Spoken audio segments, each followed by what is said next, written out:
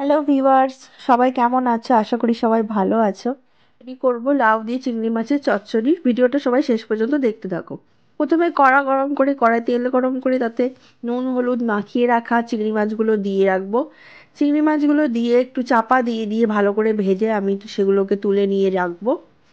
এবার তেলটা গরম হয়ে যাবে। তেলটা গরম হয়ে গেলে আমি 5 ফোড়ন, একটা শুকনো লঙ্কা, কিছুটা পেঁয়াজ এবং ক্যাপসিকাম দিয়ে দেবো। দিয়ে ভালো করে একটু নুন দিয়ে নেড়ে চেড়ে নেবো। নিয়ে হালকা নরম নরম হয়ে গেলে আমি কুচো করে কেটে রাখা আলুগুলোকে দিয়ে দেবো। দিয়ে ভালো করে নাড়বো। এই অবস্থায় একটু চাপা দিয়ে দিয়ে নাড়বো যাতে আলুগুলো ভালো করে একটু নরম হয়। এবার টমেটম দিয়ে দেবো, কুচো কুচো করে কেটে রাখা টমেটমগুলো দিয়ে এবারে আদা জিরে রসুন কাঁচা লঙ্কা বাটাটা দিয়ে আমি ভেজে রাখা জিরে গুঁড়ো ধনে গুঁড়ো কাশ্মীরি লঙ্কা হলুদ দিয়ে ভালো করে আমি নাড়তে থাকবো।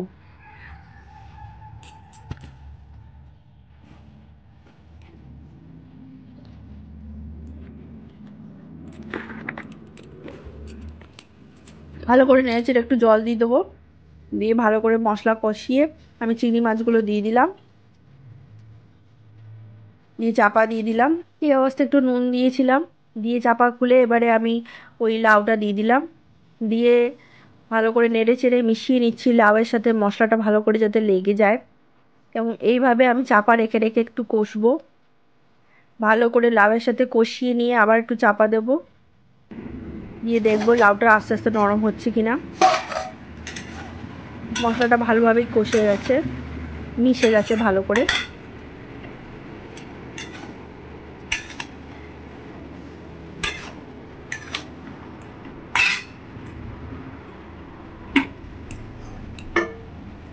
এইবারে আমি একটু গরম জল করে আমি ঢেলে দেবো, যাতে ভালোভাবে লাউটা সিদ্ধ হয়ে যায় আলুটাও সিদ্ধ হয়ে যায়।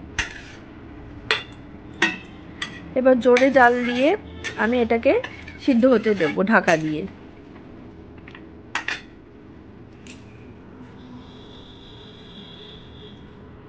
কেটে রাখা কাঁচা লঙ্কা আমি দিয়ে দিচ্ছি।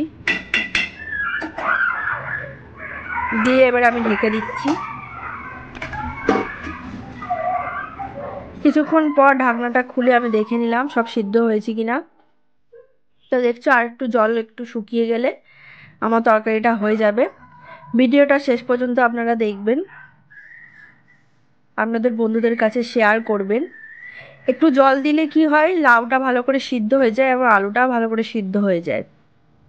নাহলে লাউটা কাঁচা কাঁচা মতন থেকে যায়। এই অবস্থায় একটু গোলমরিচের গুঁড়ো দিলাম এবং নেড়ে চেড়ে ভালো করে গা মাখা মতন করে নিচ্ছি। ভিডিওটা শেষ পর্যন্ত দেখার জন্য আপনাদের অসংখ্য ধন্যবাদ জানাই। সবাই ভালো থাকবেন, সুস্থ থাকবেন, আপনাদের বন্ধুদের কাছে আমার রান্নাগুলি শেয়ার করবেন।